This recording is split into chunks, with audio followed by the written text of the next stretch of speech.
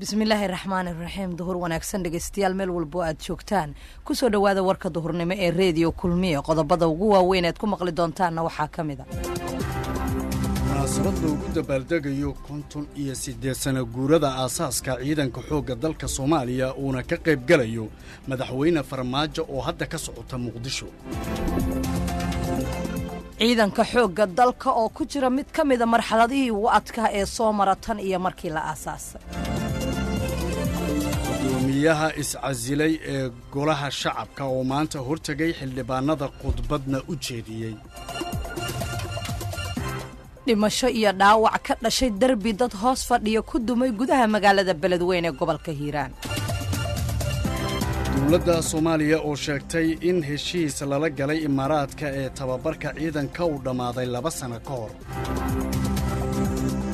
ciidamada ammaanka magaalada Jowhar oo dad u soo qabqabtay kadib miino lagu xiray gaari uu mas'uul ka tirsan maamulka gobolka Shabeellaha Dhexe uu watay. haweeney Soomaali ah oo ay xireen booliiska waddanka Norway kadib markii looga shakiyay inay xiriir la leedahay Daacish.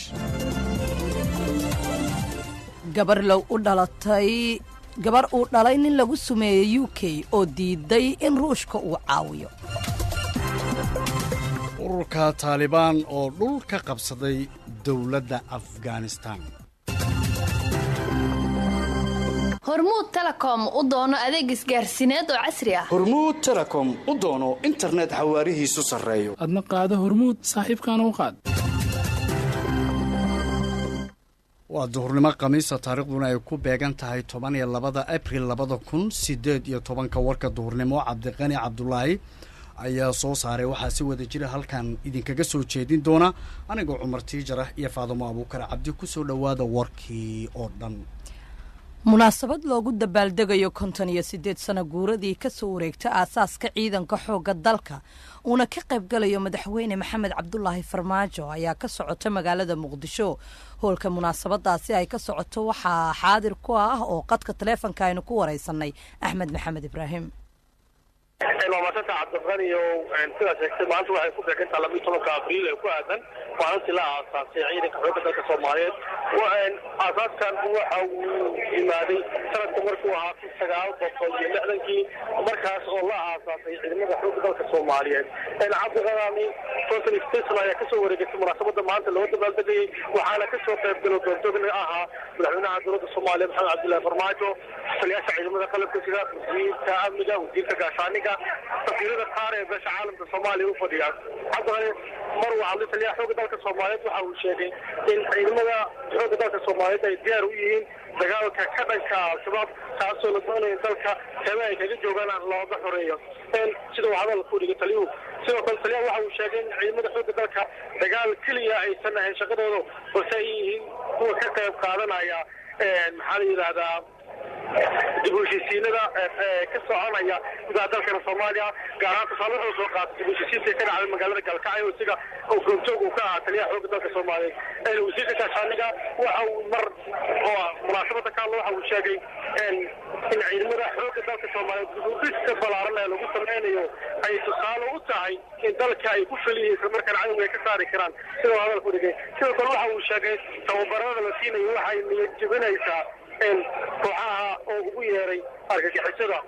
sidoo kale mar uu madaxweynaha dowladda Soomaaliya Maxamed Cabdullaahi Farmaajo oo goobta ka hadlay waxa uu sheegay in ciidamada xoogga dalka Soomaaliyeed oo kaga mahadcelinayo dib u xoreyntii ay ka sameeyeen magaalada Muqdisho iyo gobolka qaar ay ka sameeyeen. sidoo kale waxa uu sheegay ciidamada kumaandooska ee dowladda Soomaaliya inay kaga mahadinayo goobaha al-shabaab ay ku sugan yihiin ay tagaan isla markaa. Axmed Maxamed Ibraahim wariyaha KNN oo ku sugan munaasabada loogu dabaaldegayo aasaaska ciidanka xoogga dalka Soomaaliyeed oo ka soconaysa hadda magaalada Muqdisho. dhinaca kalena ciidanka xoogga dalka Soomaaliyeed ayaa la sheegayaa inuu ku jira mid ka mid ah marxaladihii ugu adkaa ebed ee soo mara tan iyo markii la aasaasay. warbixin haddaba arrimahaasi ku saabsan waxaa soo koobaya Cabdiqani Cabdullaahi Ibraahim. dal waliba oo dunidani ka mid ah marka la qiimeynayo horumarkiisa iyo awooddiisa dowladnimo waxaa meelaha ugu horreeya ee laga eego ka mid ah gaashaandhigga. Soomaaliya waxay xilli ahayd libaaxii Afrika oo ay ugu baxday awoodda ay lahaayeen ciidankeena militariga awgeed. dad badan oo xilligaa joogay marka ay sidaasi maqlaan waxay xasuusanayaan waagaas iyo sida ay u horumarsanaayeen ciidankeenna xoogga balse inta kale ee looga sheekeeyey ama ka akhriyey kana daawaday taariikhda ayaa ay la tahay dhalanteed waayo waxay joogaan xilli ciidankeenna u burbursan yahay qoysaskooduna ay duruufo nololeed tii ugu xumeed haysato ciidanka xoogga dalka Soomaaliyeed waxaa lagu aas-aasay ciidan ka kooban 8 horimood oo lagu magacaabi jiray xilligaasi Cali Boobaaye ciidankaasi ayaa tiradiisu ahayd 2,000 oo askari waxaa laga kala qoray 6 gobol oo ka tirsan gobolada koonfureed ee gumeystihii Talyaaniga xilligaasi gumeysan jiray iyadoo gumeystihii Talyaaniga iyo saraakiil ka tirsan booliiska Soomaaliyeed ay diidan yihiin dhismaha ciidanka xoogga dalka ayaa lagu guuleystay in la dhiso haddaba sidee ayay ku dhacday waa kan Generaal Maxamed Nuur Galaal oo ka mid ah saraakiishii hore ee xoogga dalka oo ay idaacadda kulmiye weydiisay 12 abriil markii la abuurayay ciidanka la abuurayay prime ministerkii dawladii daaqiliga ahayd Cabdullaahi Ciise Maxamuud Allah u naxariisto ninkaas ayaa ciidanka abuuray ayadoo diidan Talyaaniga inta weliba xorriyad markaas lama qaadan Talyaanigu waa diidanaa saraakiil badan oo Soomaali oo booliiska ah oo wax laga weydiiyay waa diidanayeen hatta ku jiray Daawud iyo Maxamed Siyaadi iyo qoomkii booliiska ah iyo waa diideen waxay dhaheen ciidan lama abuuri karo markaas waxay islaayeen wanda booliis ay ahaayeen ciidan haddii la abuuro adinka waa qiimihiin oo dhacaya marka xataa golihii baarlamaanka oo markaas jiray waa diidanaayeen oo waxay lahaayeen qarash looma hayo ayadoo intaasoo dhan diidantahay Cabdullaahi Ciise ku dhiiraday inuu maaragtay ciidanka abuuro marka ciidanka wuxuu ka abuurmay koonfurta 4 horigood oo booliiska ka tirsanaa laakiin markoodii hore ahaa ciidankii Talyaanigu qoray ee uu baabiyo mid walba horin ka reebay horimahaas oo booliiska lagu kordhiyey oo kaajid ku ahaa ayaa 4 horigooda la soo celiyey markii la isku darana kun camal ay noqdeen iyo 2 kun oo la qoray oo Cali Boobaaye la dhigi jiro cusub oo prime minister amray in la qoro 3 kun oo South-ka iyo kun nin camal oo waqooyiga 4 kun oo ciidanka xoogga ayaa waagaasi ay aad ka u dhisnaayeen una xooganaayeen waxaa tababarka siin jiray hal dawlad oo ah midowgii Sofiyeeti waxaana Generaal Galaal oo sidaas inoo sheegay hadda tilmaamaya in tababarka ciidanka ay bixiyaan dawlado badan oo kala duwan aysan wanaagsanayn oo ay dawarjab ku tahay ciidan leh awood sare iyo hanaan tababar oo midaysan kabacdina tababarkiina halkii uu ka socdo hal dawlad ayaan maaragtay tababarka iyo tayeynta iyo loo xisaabsanayd dawladda midowga Sofiyeeti marka halkaas meelaha ayaa maaragtay ayaa lagu mideeyay tababarkii iyo teorigii iyo doctrinkii midowga Sofiyeeti oo militariga ayaa tababarku ku mideysnaa ciidan 10 dawladood 20 dawladood tababartaan ciidan ma ahan intaasoo la isku daray waxay noqotay natiijadeeda inaan waxba jirin والله نادر وحود دنبي قايلدي كيريس ciidan la Imaaraadka iyo waxyaalahaas sharaanti kayirisa maqlayna marka anigu ciidan ma arko ciidankii soo burburay wali soo noqon waa si lufmaya mooyo soo kobcayo waa dhamaad ku sugan waxa hadda jirana anigu ma aqaan xaalkooda sidoo yahay laakiin kullayba ciidankii oo kale ma aha qabka iyo moraalka qof waliba oo bini aadam ah ayaa ka mid ah waxyaabaha saameeya waxqabadkiisa qof ahaaneed iyo guulo uu gaaro dad badan ayaa waxa ay sheegayaan in askarta oo ay caruurtoodu baahan yihiin ku adag tahay in ay guulo u gaaraan sida kuwii hore ee aan taariikhdoodu xusno si kastaba waa 12 abriil 2018 58 sano ayaana ka soo wareegatay aasaaskii ciidanka xoogga dalka waxaana ciidanka oo hadda tiro ahaan badan iyo saraakiisha hogaamisa madaxda dalkana ka marnayn looga fadhiyaa in ay adkeeyaan jiritaanka xoogga dalka iyo soo celinta sharafkii iyo guulihii waa lagu yaqiin samale ciidanku marka la fiiriyo daruufta jirta iyo halka ay dunida maanta marayso dhanka qalalaasaha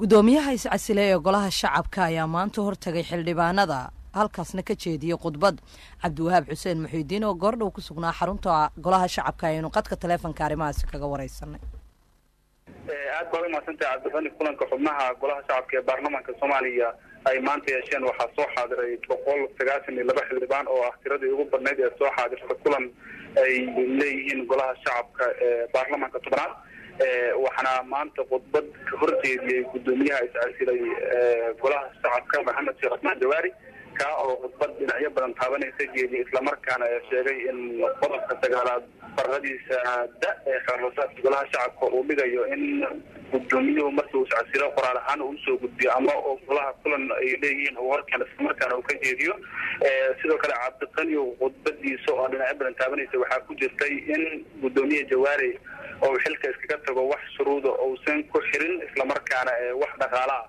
ama ballanqaad kale oo ku qaatay aysan jirin sidaa darteed maadaama isqabqabsigii golaha shacabka uu maalmo soo jiitama islamarkaana uu noqday mid sida uu sheegay ula muuqday in baarlamaanka uu burburo sababi karo sidaa darteed uu ku tanasulay waxaa sidoo kale uu ballan qaaday in isagoo xildhibaana uu gudoomiye lasoo doorta ula shaqayn doono isagoo gudoomiye ah sida uu sheegay islamarkaana talooyin badan uu ka siin doono sidoo kale gudoomiye jawaari maanta waxa uu ku dheeraaday waxqabadka muddadii uu xilka hayay oo 5 sano iyo dhowr bilood aheyd oo golaha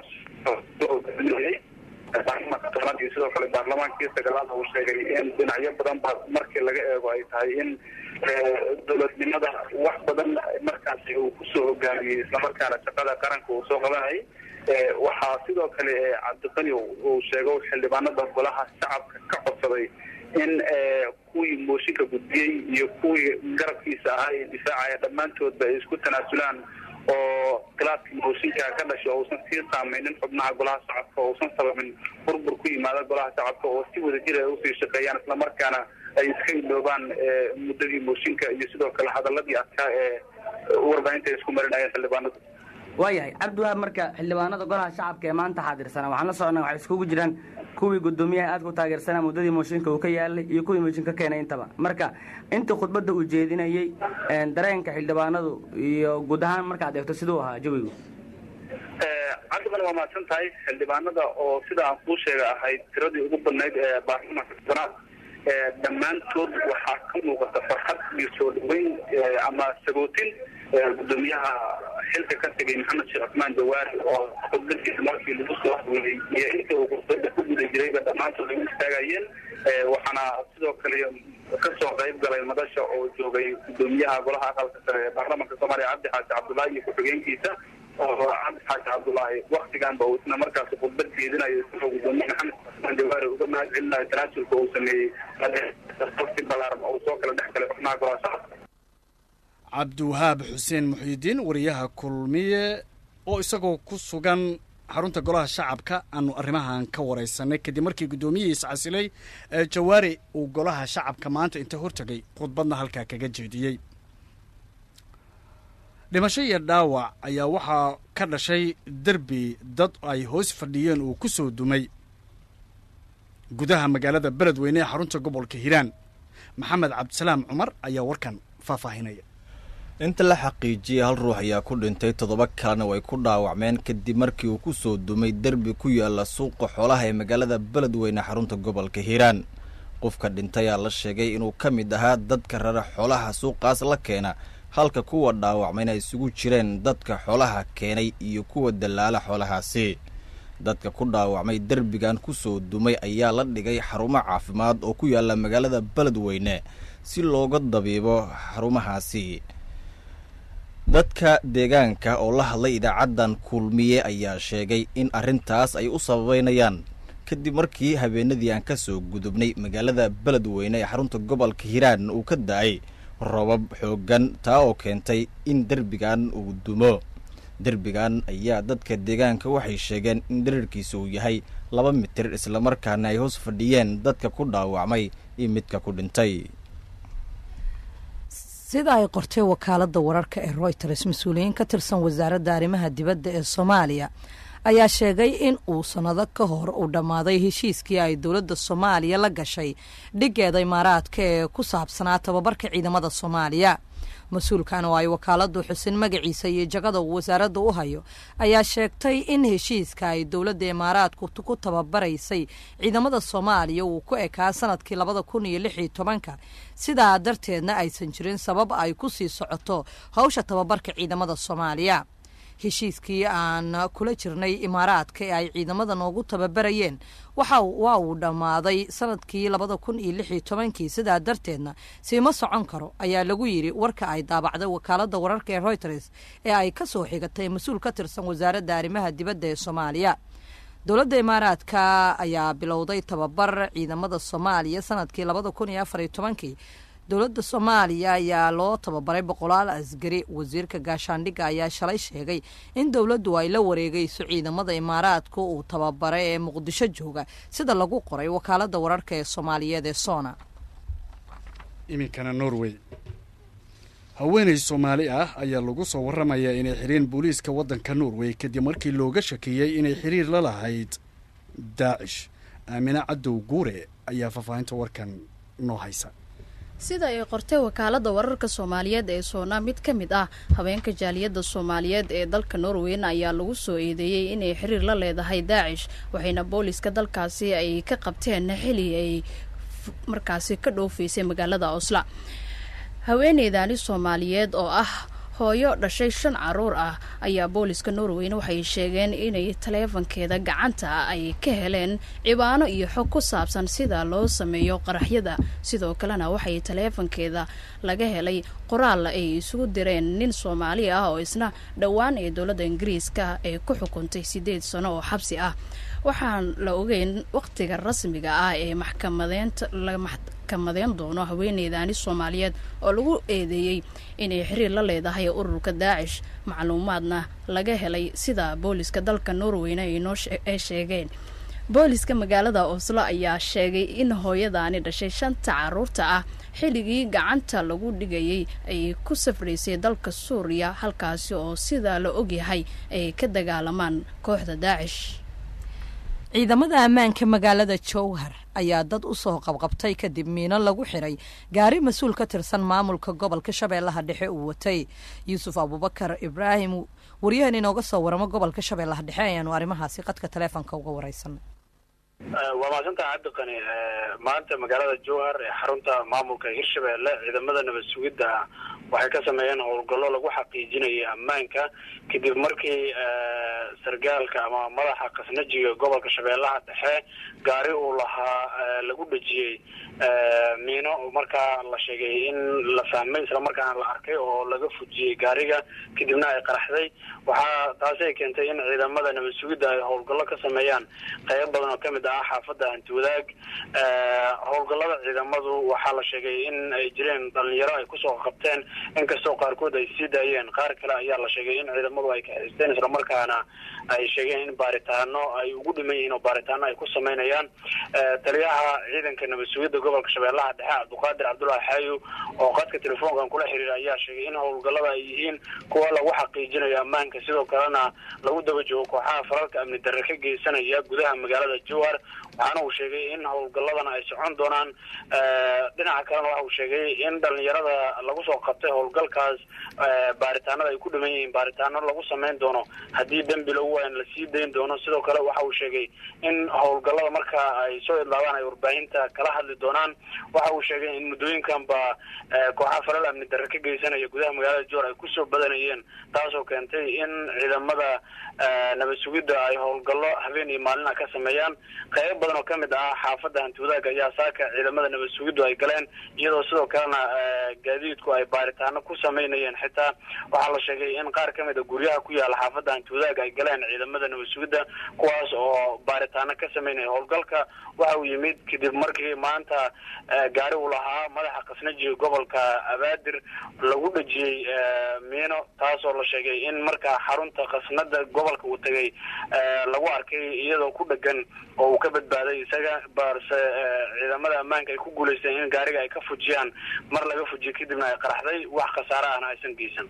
halkaa warkaas aydun ka dhegaysanaysaanna waa radio kulmiye. goordha waxaad maqli doontaan akhbaaraadkii dibadda. maleeshiyaadka Taalibaan ayaa waxa ay qabsadeen deegaano ka tirsan gobolka Gazani ee dalka Afghanistan, waxayna dileen dad badan oo uu ku jiro guddoomiyaha degmada sida uu booliisku sheegay. degmada Gazani waxa ay ka mid tahay degmooyinka ugu ammaanka badan gobolka ay ka tirsan tahay. maleeshiyaadku waxay dileen guddoomiyaha degmada cali doos khamiis ilaaladiisa iyo 10 askari oo kale. taalibaan ayaa kadibna waxa ay gubeen xaruntii degmada. afhayeenka taalibaan zabibullah mujaahid ayaa sheegay in 20 askari ay dileen. dowladda ayaa dadaal ugu jirta in ay la wareegto dhul ay daacish iyo taalibaan kana qabsadeen dalka Afghanistan. Faaduma yulia skripal gabadhii uu dhalay basaaskii ruushka ee la sumeeyey ayaa diiday in ruushka uu caawiyo xilligan 33 sano jirtaan cisbitaalka laga soo saaray isniintii ayaa sheegtay in aabbaheed uu aad u xanuunsanayo weli.